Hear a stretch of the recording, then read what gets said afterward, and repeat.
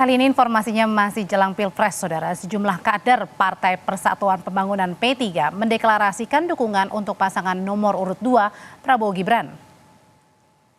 Deklarasi dilakukan kader yang menamakan diri pejuang P3 yang digawangi Wakil Ketua Majelis Pertimbangan P3 Wicaksono. Mereka mengaku siap diberi sanksi karena tak ikut P3 yang masuk dalam koalisi Partai Pendukung Ganjar Pranowo Mahfud MD. Deklarasi dihadiri langsung tim kampanye nasional Prabowo Gibran.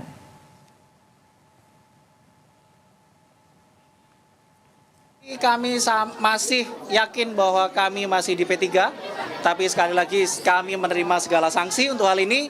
Jadi kami terbuka, jadi hari ini yang deklarasi tidak cuma kami, tapi ada caleg-caleg dari seluruh Indonesia juga yang sudah deklarasi juga hari ini.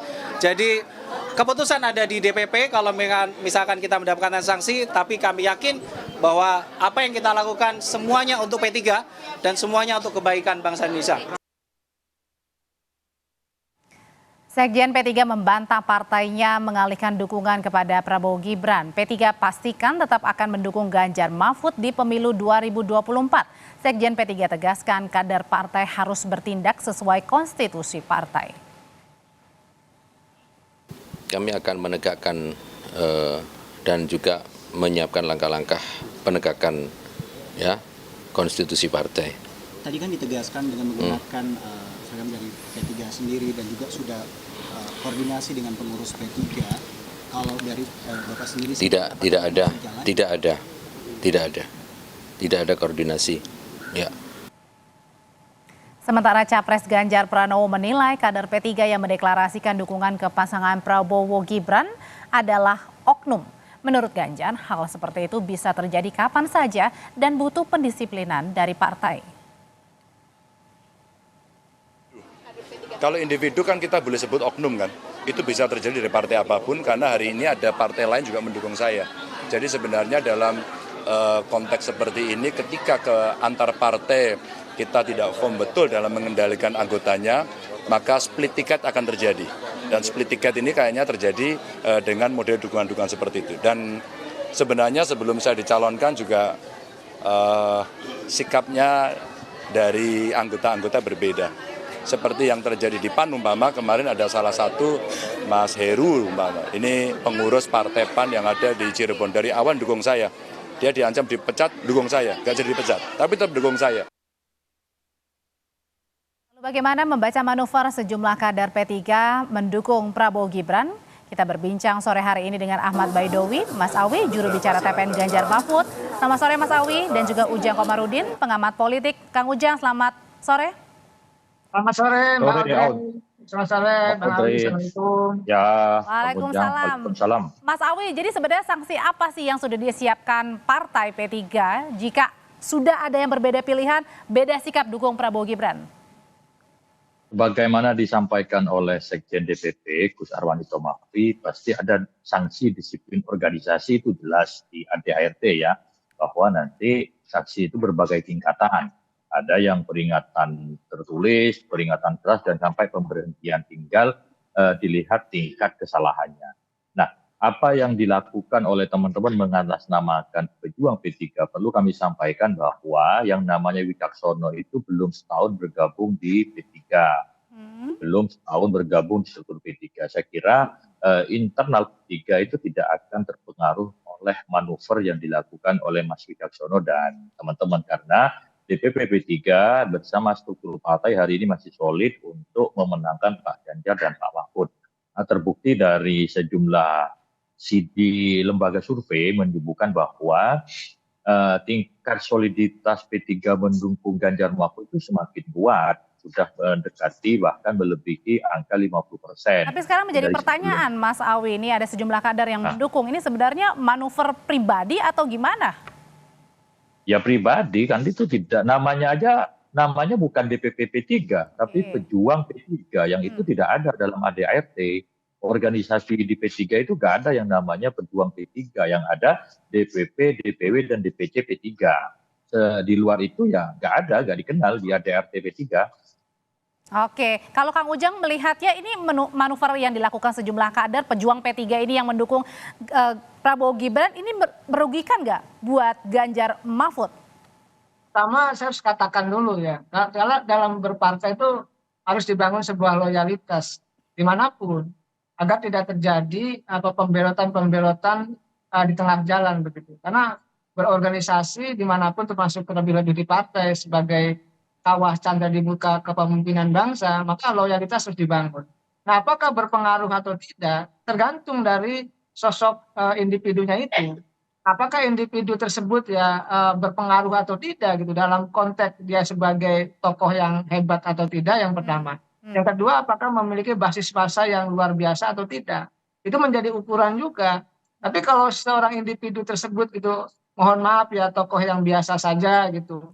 Lalu di lingkaran elit P3 juga misalkan tidak terlalu disukai, misalkan juga tidak memiliki basis massa yang jelas di P3, itu juga tidak akan terlalu berpengaruh. Tetapi Tapi kan memang membawa embel-embel P3-nya dan pengaruhnya ya gini, pengaruhnya terkait dengan pencitraan bahwa dianggap P3 tidak solid gitu loh. Dianggap P3 pecah, kan ini yang tidak bagus dalam konteks pemberitaan.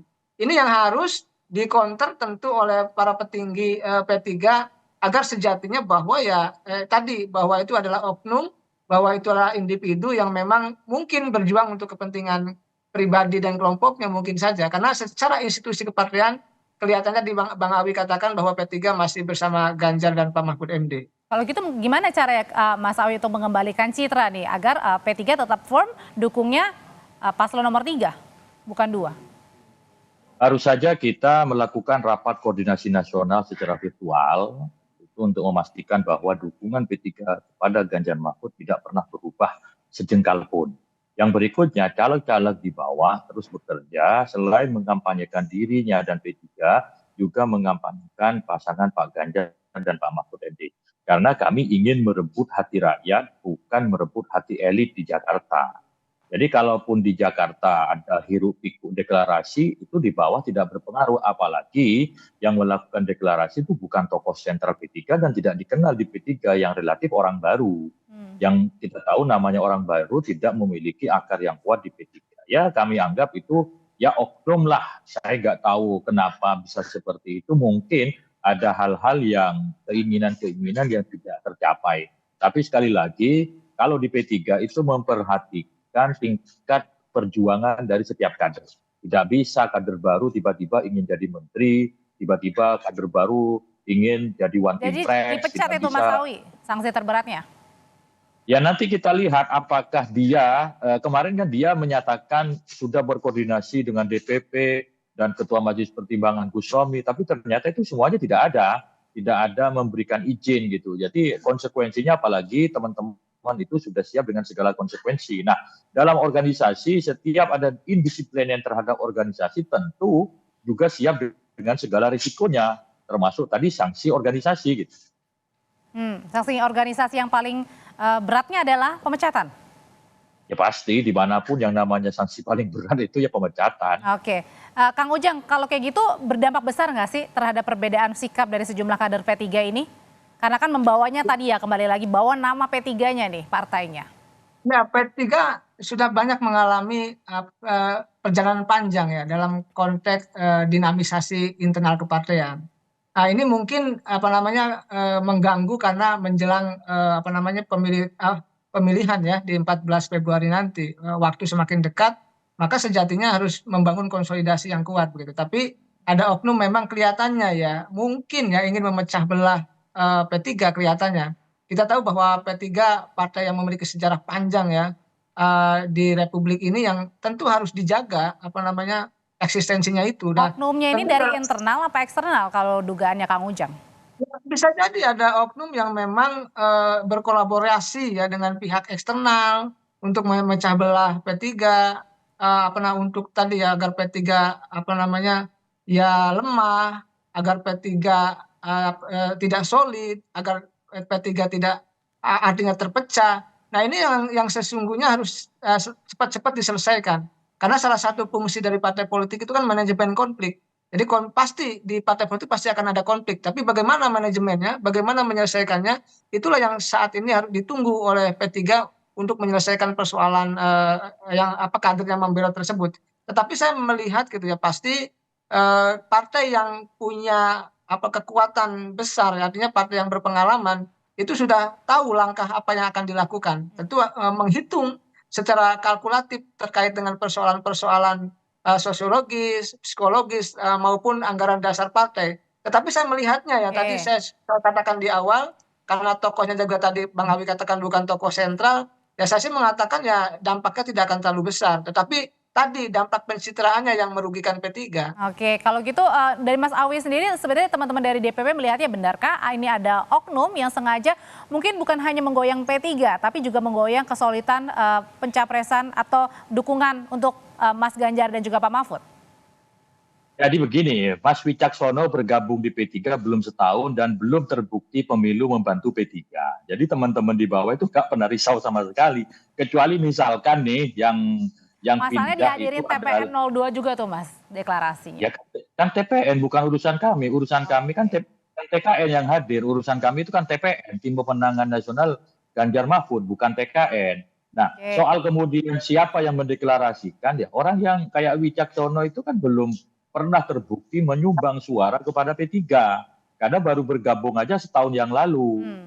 Pemilunya masih 2024. Jadi kemudian dalam rapat koordinasi nasional barusan secara virtual, ya sudahlah itu oknum-oknum begitu nggak usah dihiraukan. Ya biasa saja yang begitu cari perhatian, tapi struktur partai dari pusat sampai bawah tetap solid bersama Ganjar Mahfud. Dan, Itu yang terpenting. dan tidak terganggu juga citranya ya untuk P3 sendiri ya.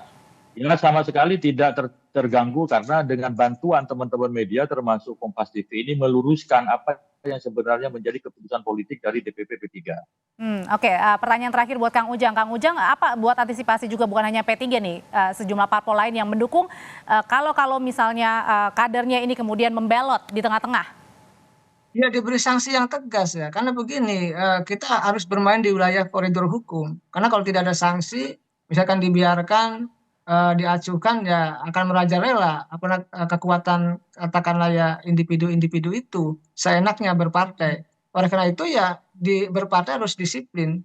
Kalau indisipliner, tidak disiplin, ingin memecah belah partai ya harus diselesaikan begitu secara adat dan kebiasaan yang berlaku di partai itu. Oleh karena itu ya berpartai ya harus membangun loyalitas, berpartai harus berkontribusi, berpartai harus membesarkan partai bukan untuk memecah belah. Jadi ya P3 tentu akan menyelesaikannya dengan cara elegan, saya melihatnya seperti itu. Kalau untuk melihat dari soliditasnya dari parpol pendukung nih, entah itu 1, 2 maupun 3 juga Kang, supaya tadi ya di tengah-tengah jelang Pilpres di 2024 pencoblosan 14 Februari ini tidak pecah, itu gimana Kang? Ya agak sulit ya, karena pasti ada skema-skema tertentu yang mungkin melibatkan pihak lain untuk memecah belah di internal seolah-olah pecah, maka ada misalkan disiapkan orang yang ingin membelot. Itu biasa, itu terjadi kan dulu kita tahu setiap pemilu Golkar terjadi. Nah, PDIP kan kemarin juga terjadi, misalkan Budiman ya kan menyeberang, dan itu hal menurut saya yang harus diantisipasi jangan seperti itu, karena gini berpartai ya tentu membangun loyalitas yang kuat ya secara ideologi, karena bagaimanapun kalau tidak punya prinsip, tidak punya loyalitas ya kasihan partainya. Sedangkan partai kita bangun bersama untuk tadi menghasilkan pemimpin-pemimpin yang hebat di masa depan begitu. Nah, Mas Awi, kalau dari tim TKN sendiri sudah ada yang nanya belum nih kesolidan P3 dengan tadi deklarasinya Mas Wicaksono? Ya barusan kita rapat koordinasi di TPN dan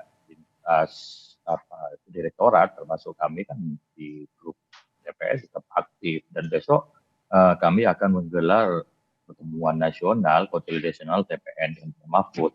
Jadi hal-hal seperti itu sudah kita sampaikan bahwa itu oknum, dan mereka juga tahu siapa figur-figur yang main-main di sana. Kalau hanya sekedar mendatangkan 300 orang itu kan mudah hari ini.